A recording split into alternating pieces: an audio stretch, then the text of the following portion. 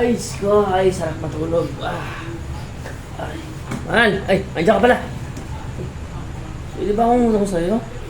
Bakit? Eh, mag-i-scatter sana ako eh. Mag-scatter ka? Wala ka nang trabaho? Mag-scatter ka pa? Yan ang hirap sa atin eh.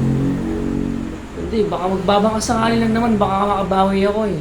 Ayan tayo, isang buwan ka ng ganyan. Bawi. Ano nangyari? Siyempre nadalo. Kaya ikaw, sa susunod, Ay. huwag ka na Sige na. iwasan nyo yung sugal-sugal na yan kasi hindi maganda sa buhay yan. Hindi, baka makachamba ka ulit kasi ngayon. Ano? Naramdam ko, buenas ako eh. Gusto mo sa labas ka nga na matulog?